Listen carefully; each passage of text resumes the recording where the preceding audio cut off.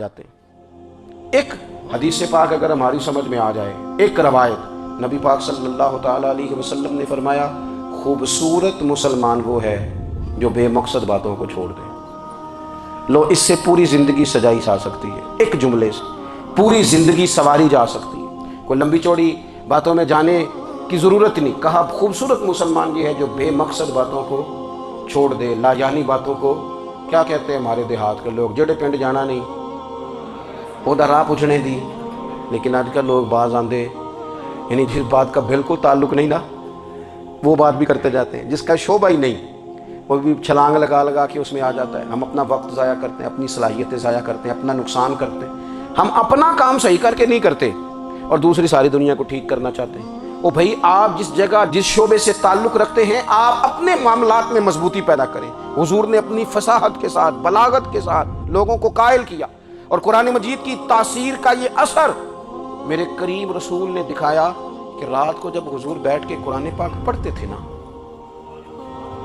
जब यासीन वाले नबी खुद यासीन की तिलावत करें, जब ताहा वाले महबूब खुद ताहा की तिलावत करें, गौर करो ना, जब मुदस्सर वाले महबूब खुद इन जुमलों को अदा करें, यानी जिनके बारे में आयत आई है, जब वही ये आयत पढ़ें कि इन्ना आतैनाकल कौसर, यानी जिनका जिक्र हो रहा है, जब वो ये बात करें कि या अय्युहन नबिय्यु इन्ना अरसलनाका शाहिदन व मुबश्शिरन व नज़ीरा लितुमिनु बिल्लाहि व रसूलिही व तुअज़्ज़िरूहु व तुवक्किरूहु व तुसब्बिहुहु बुकरतन व असीला, जिनके बारे में आयत आई है, जब वो ये कह रहे हों कि व रफ़अना लका ज़िक्रा, जब वो कह रहे हो वद्दुहा वल्लैली इज़ा सजा, ज़रा उस कैफियत को देखें जब महबूब खुद पढ़ रहे हो और जो हुजूर पर आई हैं, उसका जायका, उसका लुत्फ, उसका अंदाज, भला क्या होगा।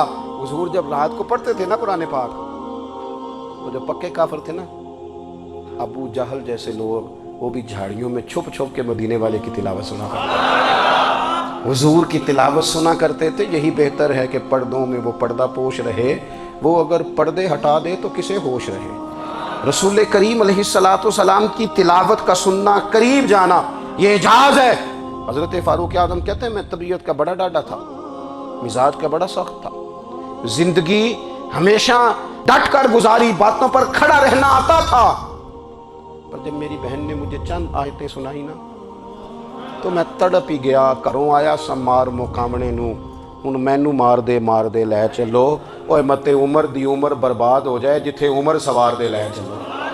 ये एजाज़ है रसूल करीम सल्लल्लाहु ताला अलैहि वसल्लम पर नाजिल होने वाली किताब का। फिर हुजूर ने खबरें में आगे बढ़ा, 3 दफ़ा हुजूर ने माफ़ किया तो मुस्कुरा के फरमाने लगे, तू यहाँ मुझे गिरफ्तार करने आया है, वो कैसर रूम का इलाका फतह होगा। वो कंगन जो पहनता है ना हाथों में, बादशाह के कंगन मारूफ हैं, वो तेरे हाथों में आएंगे। अल्लाह करे आप समझे। ये जो लोग डरी डरी सहमी और हमारे बच्चे मायूसी की माज़ अल्लाह बातें करते हैं, वो देखें हुजूर किस तरह की गुफ्तगू फरमाते हैं। अभी एक गांव पर भी इस्लाम की हुकूमत नहीं, लेकिन हुजूर का खबर देने का अंदाज। करीम फरमाने लगे, वो कैसर रूम के जो कंगन होंगे वो तेरे हाथों में आएंगे। जनाब सुराका बिन मालिक फरमाते हैं कि मैं मुसलमान हो गया, हुजूर का विसाल हो गया, कंगन नहीं आए। हज़रत अबू बकर सिद्दीक़ का विसाल ज़ाहिरी हो गया, कंगन नहीं आए। जनाब उमर का दौर आ गया, सुराका बूढ़े हो गए। कोई बंदा पूछता ना कि अब तो उम्र ढल गई है, ज़िंदगी का पता नहीं, कहने लगे नहीं मैं नहीं जाता, जब तक कंगन नहीं आते इज़राइल कोई नहीं आएंगे, क्योंकि साडे नबी दी ज़ुबान साडे वास्ते कुरान। जो दिन को कह दिया दिन है तो दिन निकल आया, जो शब को कह दिया शब है तो रात हो के रही। और खुदा ने उनकी ज़ुबान को वो इख्तियार दिया, जो निकली मुँह से उनके वो बात हो के रही। और फाज़िल बरेलवी का तो अंदाज़ ही फिर अनोखा है ना। वो तो कहते हैं वो ज़ुबान जिसको सब कुन की कुंजी कहें, जिसको सब कुन की कुंजी कहें, उसकी नाफिज हुकूमत पे लाखों सलाम। कहने लगे नहीं आते हज़रत इज़राइल, फ़िक्र न करो, बूढ़े हो गए थे, निकलना घर से बंद कर दिया था। हज़रत उमर का दौर था, कंगन आ गए। हज़रत फ़ारूक आज़म ने उनके पोतों से, नवासों से, बच्चों से कहा जाओ बुला के लाओ, का दादा जान बूढ़े हैं। फिर मैं तुम कान में कह देना कंगन आ गए, फिर तुम देखना तो सही। फिर हज़रत सुराका आए, हुजूर ने जो खबरें दी, नबी पाक अलैहिस्सलातु वस्सलाम ने जो गुज़श्ता कौमों के अहवाल बयान किए, और फिर मेरे नबी पाक अलैहिस्सलातु वस्सलाम ना दुनिया में इज़्ज़तें देने आए। इज़्ज़तें, ये मिजाज हमें कम करना चाहिए। ये जो हम सारी ज़िंदगी इस काम में लगा देते ना, किसी को नीचा कैसे दिखाना है, ये अंदाज़ हुजूर ने नहीं हमें दिया। اب دیکھو حضور تشریف لائے تو ہمیں پتہ چلا کہ حضرت یوسف جیسا سونا کوئی نہیں، حضور تشریف لائے تو ہمیں پتہ چلا کہ حضرت داؤد جیسی خوبصورت آواز کسی کی نہیں، حضور تشریف لائے تو ہمیں پتہ چلا کہ جناب عیسیٰ علیہ السلام کا فقر اختیاری کس طرح کا تھا، محبوب تشریف لائے تو ہمیں پتہ چلا کہ حضرت موسیٰ کا جلال کس طرح کا تھا۔ یہ تو حضور آئے تو نبی پاک علیہ السلام نے اس کی بھی عظمت بیان کی، اس کی بھی شان بیان کی، حضور نے بتایا کہ ابو بکر صدیق کی شان کیا ہے، فاروق اعظم کا مرتبہ کیا ہے، عثمان غنی کی حیا کیا ہے، مولا علی کی شجاعت کیا ہے، اہل بیت نبوت کی عظمت کیا ہے۔ حضور آئے عزتیں دینے، ماں کو عزت دی مدینے والے رسول نے، کہا جس کا باپ راضی ہو گیا اس کا رب راضی ہو گیا۔ فرمایا جو 2 بیٹیاں 3 بیٹیاں 4 بیٹی بہنیں یا 1 بیٹی یا بہن بیاہ کے آ گیا نا، اس طرح میری 2 انگلیاں جڑی ہوئی ہیں، میرے ساتھ جڑ کے جنت میں جائے۔ رسول کریم صلی اللہ تعالی وسلم نے عزت دی، عزت دی۔ حضور عزتیں دینے، کوئی اعزاز نہیں، ان پڑھ بندہ ہے، سادہ ہے، غریب ہے، مزدوری کرتا ہے، ہاتھوں پہ چھالے، یا رسول اللہ اس کا بھی کوئی اعزاز ہے؟ قربان جائیں، میرے کریم نے عزت دی، فرمایا محنت کر کے روزی کمانے والا تو اللہ کا دوست ہے، یہ اینٹیں اٹھانے والا، یہ مشقتیں کرنے والا، یہ صبح دیہڑی پہ جانے والا، یہ بیچارہ جو اچار سے روٹی کھاتا ہے، تو نے ہر شخص کی قسمت میں یہ عزت لکھی اور آخری خطبے کی صورت میں وصیت لکھی۔ رسول کریم نے ہر بندے کو اعزاز دیا، عظمتیں دی، حضور عزتیں دینے آئے، نبی پاک علیہ السلام نے اعزازات دیے، حضور نے نوازا۔ یہ ساری چیزیں میرے رسول پاک کی تشریح، اور پھر یہ جو حضور کے صحابہ اور اہل بیت ہیں نا، یہ بھی میرے نبی پاک کی نبوت کی دلیل ہے۔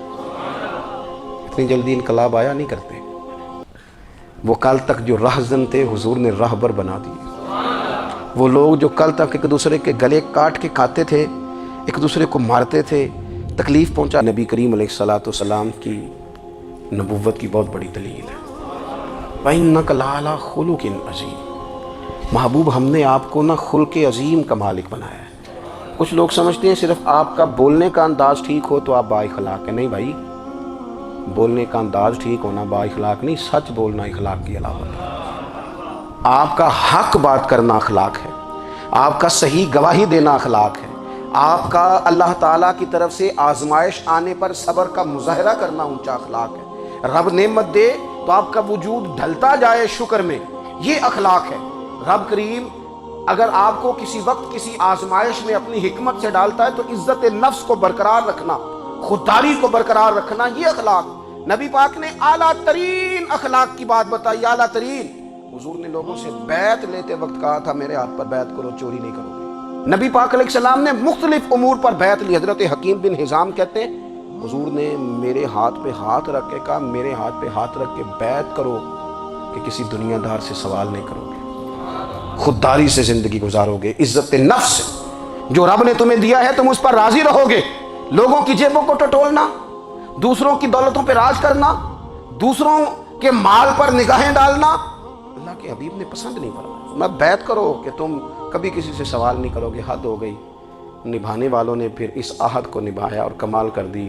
حضرت حکیم بن حزام گھوڑے پہ بیٹھے تھے، ہاتھ میں درہ تھا، وہ زمین پہ گر گیا، قریب غلام کھڑا تھا، حضرت حکیم بن حزام خود گھوڑے سے اترے، درہ اٹھایا، دوبارہ گھوڑے پہ بیٹھے۔ غلام عرض کرنے لگا حضور مجھے بتا دیتے، میں اٹھا کے دے دیتا۔ آنکھیں چمک اٹھیں، فرمانے لگے کیسے بتا دیتا؟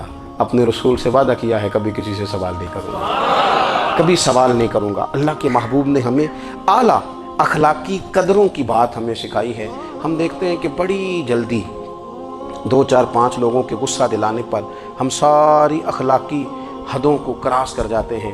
دوستو ہمارا ایک ویژن ہونا چاہیے، ہمارے ذاتی رویے بڑے معتبر ہونے چاہیے، لین دین کے معاملات کے اندر مسلمانوں کو بڑا صاف ستھرا ہونا چاہیے۔ ہمیں اپنی معاشی زندگی میں روزمرہ کے معاملات میں ہماری توجہات کا مرکز صرف اللہ رسول کی ذات ہونی چاہیے۔ رب کریم نے اپنی حکمت سے کسی کو کتنا دیا ہے یہ اس کی حکمت کے تقاضے ہیں۔ ہمیں اس نے جس رنگ میں جس حال میں رکھا ہے ہمیں اپنے رب کی رضا پر بہت زیادہ مطمئن ہونا چاہیے۔ اچھا پھر ایک اور بات، جن چیزوں کو ہم نے دکھ بنایا ہے نا یہ تو وہاں دکھ تھا ہی نہیں، مہینہ مہینہ چولہا نہیں جلا، لیکن کسی جگہ اظہار غربت ہے، حضور کی اولاد پاک کا یا صاحب کا یا ازواج کا، महीना महीना चूल्हा नहीं जला ये, लेकिन ये अखलाक आलिया का हुस्न देखो, अपने घर महीना महीना चूल्हा नहीं जला, जो मांगने आया उसे झोली भर के अता फरमाया, कोई दरवाजे से खाली नहीं गया। अजीज़ भाई, अगर ज़िंदगी में अखलाकी कदरें हम अपना लें और हम थोड़ा थोड़ा करके अपने आप को तब्दील करें, सारी इंजीनियर हैं, बड़े बड़े डॉक्टर हैं, लेक्चरार हैं, हमारे पास बड़े बड़े हॉस्पिटल हैं, बड़ा कुछ है, लेकिन किरदार अमल के बादशाह, अपनी ज़िंदगी तक़वे की रोशनी में गुजारने वाले उन लोगों की तादाद कम है। अगर कोई आज भी हर सारे काम नेक करे लेकिन जायदाद में से बेटी का हक रख जाए तो फिर उसने क्या मिलाद मनाया। अगर आज भी जो 2-4 लोग बेचारे उसके ज़ेरे दस्त हैं, मुलाजिमीन हैं, उनके साथ उसका रवैया इंतहाई सख्त हो तो उसने क्या मिलाद मनाया। अगर आज भी वो बरादरीज़म की बुनियाद पर दोस्तियाँ करे और छोटे बड़े की वो तकसीम रखे, जैसे हुजूर ने फरमाया कि कबीले तो तारुफ के लिए, वरना किसी अरबी को अजमी पर, गोरे को काले पर कोई फजीलत नहीं। अगर कोई आज भी इस बरादरीज़म का कायल है फिर उसने क्या मिलाद मनाया। अगर कोई शख्स आज भी अपने आप को मादा परस्ती में पूरी तरह धकेल चुका है और रज़ा इलाही का मुसाफिर नहीं बना तो उसने क्या मिलाद मनाया।